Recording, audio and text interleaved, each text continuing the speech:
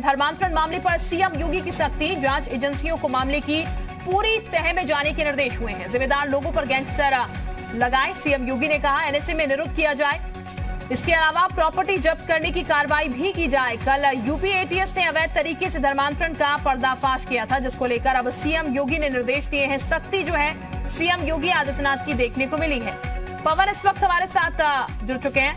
पवन, जाहिर तौर पर सीएम योगी इस तरीके के मामलों को लेकर पहले भी सख्ती दिखाते रहे हैं और अब जब ये गिरफ्तारियां हुई हैं, एक बार फिर इस तरीके का मामला सामने आया है तो सख्ती एक बार फिर से देखने को मिली है सीएम योगी की। बिल्कुल शिल्पा, क्योंकि मुख्यमंत्री ने अभी तक तमाम जो जांच रिपोर्ट थी उस आख्या को देखा, उसके बाद ये आदेश दिया है कि इस पूरे मामले पे जुड़े हैं जिनको भी बरगला करके इस तरीके से धर्मांतरण कराया गया, उन सभी लोगों से संपर्क किया जाए, उन लोग व्यथा सुनी जाए और सीधे तौर पे जो लोग भी दोषी हैं, डायरेक्ट इनडायरेक्ट जो लोग भी दोषी हैं, उन सभी लोगों के खिलाफ एनएसए की कार्रवाई की जाए, उनकी संपत्तियां जब्त की जाए और एक मिसाल कायम किया जाए कि इस तरीके की कार्यविधि में कोई लिप्त न हो। उसको लेकर के मुख्यमंत्री योगी आदित्यनाथ काफी सख्त नजर आ रहे हैं। उन्होंने साफ तौर पे ये आदेश दिया है कि इस पूरे मामले की तह तक जाया जाए, किस तरीके से पूरी शुरुआत हुई, कैसे इसमें लिंक जोड़े जा रहे थे, उनका क्या हुआ, जिस तरीके से एटीएस ने खुलासा किया कि आईएसआई से संबंध होने की बात है, फंडिंग की बात है, इन तमाम विषयों के तह तक जाकर के कार्रवाई की जाए और जो भी दोषी हैं उनके खिलाफ बड़ी कार्रवाई की जाए, ताकि वो न तो जल्दी जमानत पे छूट सकें और आने वाले समय में जो लोग भी इसमें शामिल हैं उन लोगों के भी खिलाफ कार्रवाई की जाए, कड़ियां जोड़ी जाए कि किस तरीके से इस पूरे सिंडिकेट को चलाया जा रहा था, इतने बड़े पैमाने पे ये कार्य कैसे चल रहा था, इनमें जितने लोग भी हैं, जो संरक्षण देने वाले लोग हैं, जो डायरेक्ट इसमें शामिल हैं, जो इनडायरेक्ट वे में शामिल हैं, उन सभी लोगों के खिलाफ इस तरह की बड़ी कार्रवाई की जाए। शिल्पा, बिल्कुल पवन, एक तरीके से तोड़ने की जो पूरी कवायद है ऐसे लोगों को, ताकि फिर दोबारा ये इस तरीके की कोशिश ना करें, इस तरीके से पनपे नहीं। इसके लिए कहा जा सकता है, जैसा कि सीएम योगी कह रहे हैं, निर्देश दिए गए हैं कि गैंगस्टर लगाया जाए, प्रॉपर्टी जब्त करने की कार्रवाई की जाए, यानी कि कमजोर इन्हें पहले किया जाए फिर उनको तोड़ा जाए। इसको लेकर मुख्यमंत्री जो है वो सख्त है। हाँ बिल्कुल, क्योंकि इसमें तीन बातें प्रमुख रूप से सामने आ रही हैं कि जो कम आय वर्ग के लोग हैं, विकलांग हैं या जो मजबूर हैं, उनका फायदा उठाया गया। इसमें फंडिंग बड़े पैमाने पे हुई है एनजीओ के थ्रू।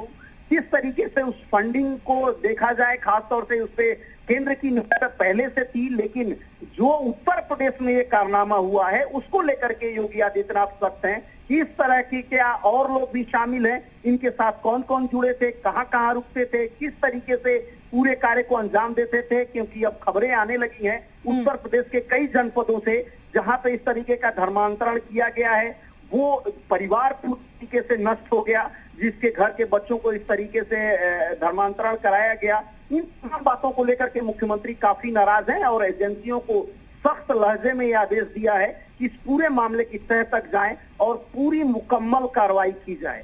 शुक्रिया आपका पवन, जानकारी देने के लिए इस पूरे मामले पर।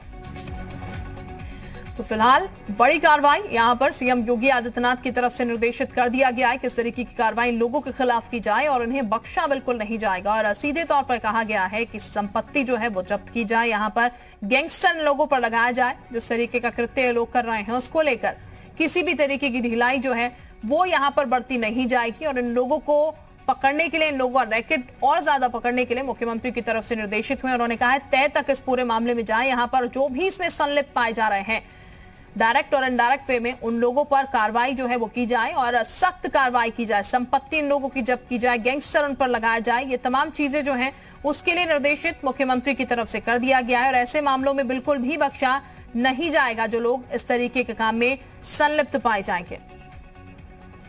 अनुज इस वक्त हमारे साथ ज्यादा जानकारी के साथ जुड़ चुके हैं। अनुज, सीएम योगी के साफ निर्देश है यहाँ पर गैंगस्टर इन लोगों पर लगाया जाए, इनकी संपत्ति कुर्क की जाए ताकि ये जो नेक्सस पनप रहा है यहाँ पर उसको बढ़ने से रोका जा सके।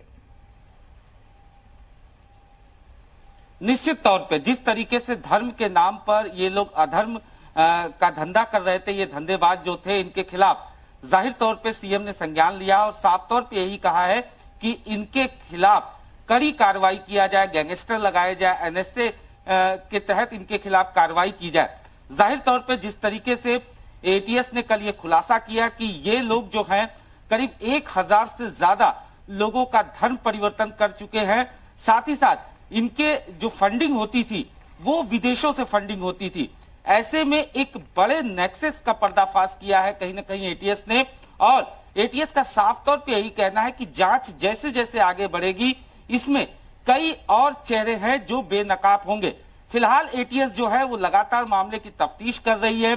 एटीएस ने बैंक डिटेल को खंगालना शुरू कर दिया है ताकि ये पता लगाया जा सके कि विदेशों से जो फंडिंग हो रही थी वो किस तरीके से हो रही थी। साथ ही साथ जो लोग भी इससे जुड़े हुए हैं उन तमाम कड़ियों को जोड़ने की कवायद शुरू कर दी गई है। एटीएस की तरफ से कई लोगों से अभी पूछताछ की जा रही है और इस तमाम पूरे मामले की कड़ियां जोड़ने की कवायद की जा रही है।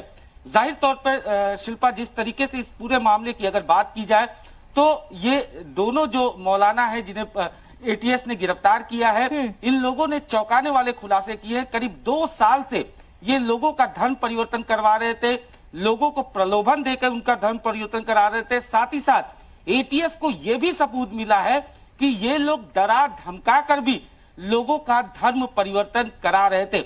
ऐसे में सबसे बड़ा सवाल ये उठता है कि आखिरकार इसके पीछे मकसद क्या था, और यही वो मकसद है जिसके तलाशने के लिए एटीएस की टीम जो है लगातार कवायद कर रही है। कई टीमें एटीएस की बनाई गई हैं जो पूरे मामले की तफ्तीश कर रही हैं।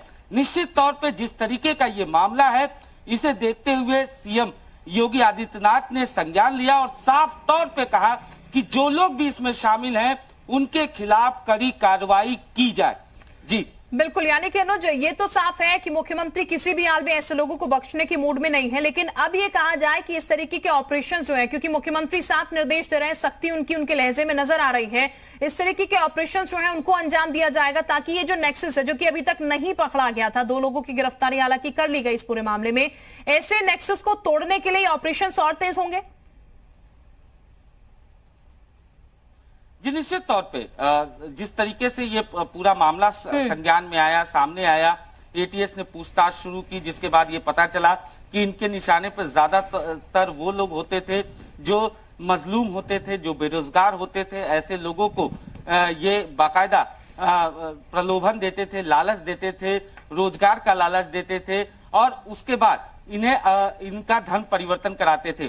साथ ही साथ इनके निशाने पर ज्यादातर मुख बधिर लोग होते थे, महिलाएं होती थी, यानी वो लोग जो मजलूम हैं, जो बेरोजगार हैं, उनको ये अपना टारगेट करते थे और उनका धर्म परिवर्तन कराते थे। बिल्कुल, यानी कि अनुज कमजोर लोगों को यहाँ पर ये टारगेट करते थे ताकि इजी टारगेट, सॉफ्ट टारगेट ये इनको मिल पाए। अनुज बने रहिए हमारे साथ, वापस मैं आपके पास लौटूंगी। इस वक्त एक और बड़ी खबर मिल रही है लखनऊ से, आपको बता दें नोएडा डीप सोसाइटी की डायरेक्टर रूमा रोहा से पूछताछ हुई है। एटीएस हेडक्वार्टर में पूछताछ की गई है, आज भी एटीएस पूछताछ कर सकती है। लंबे वक्त से डीप सोसाइटी की रूमा रोहा डायरेक्टर रही हैं। 2 साल पहले एक मुस्लिम टीचर को स्कूल से निकाला गया था, कन्वर्जन को लेकर शिकायत मिली थी, जिसके बाद टीचर को निकाला गया था। एटीएस को साल 2011 से अब तक के बच्चों की डिटेल साझा करने को कहा गया है। अनुज इस वक्त हमारे साथ ज्यादा जानकारी के साथ जुड़ चुके हैं। अनुज, पूछताछ जो है वो यहाँ पर डायरेक्टर से शुरू हो चुकी है, रूमा रोहा से, लेकिन इस पूरे मामले की अगर बात की जाए तो कल भी पूछताछ हुई थी, आज भी बताया जा रहा है एक बार फिर से पूछताछ हो सकती है। कल पूछताछ में क्या निकल के आया, आज का क्या समय बताया जा रहा है जब पूछताछ शुरू की जाएगी फिर? जी देखिए, पूछताछ फिलहाल शुरू हो चुकी है। रूमा रोहा जो है थोड़ी देर पहले ही यहाँ पर पहुंची थी, उसके बाद एटीएस के दफ्तर के अंदर वो दाखिल हुई, जिसके बाद उनसे फिलहाल पूछताछ किया जा रहा है। कल भी उनसे पूछताछ हुई थी, इससे पहले भी उनसे पूछताछ हुई थी। हालांकि उनका साफ तौर पे यही कहना है कि धर्म परिवर्तन के मामले में उनका कोई लेना देना नहीं है, लेकिन जिस तरीके से डीप सोसाइटी का नाम आया है, इसके मद्देनजर एटीएस जो है पूरे मामले की इन्वेस्टिगेशन कर रही है और इसी के मद्देनजर उनसे पूछताछ किया जा रहा है कि क्या वो उमर से मिली थी, मोहम्मद उमर से वो मिली थी, अगर नहीं मिली थी तो किस तरीके से डीप सोसाइटी का जो है वो नाम सामने आया, किस तरीके से वहां के बच्चों का धर्म परिवर्तन कराया गया, क्या उनकी कोई इन्वॉल्वमेंट थी या नहीं थी, और अगर नहीं थी तो उन्हें इस बारे में पता क्यों नहीं था।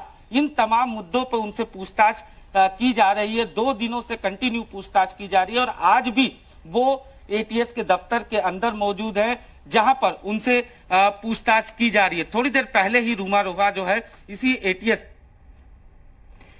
बिल्कुल, यानी कि पूछताछ चल रही है इस पूरे मामले में, और जाहिर तौर पर जब पूछताछ यहां पर चल रही है तो तमाम अहम पहलू जिनको ढूंढने की कोशिश फिलहाल एटीएस कर रही है, पुलिस कर रही है, वो पहलू भी कड़ी दर कड़ी सामने निकल कर आएंगे और कड़ियों से जुड़कर एक एक कर तस्वीर जो है वो पूरी सामने निकल कर आएगी कि कैसे पूरा नेक्सस जो है वो चल रहा था और आखिर ये इतना बड़ा नेटवर्क किस तरीके से खड़ा हुआ, विदेशों से फंडिंग कैसे की जा रही थी, कैसे ये लोग धर्म परिवर्तन कराते थे, धर्मांतरण करवाते थे।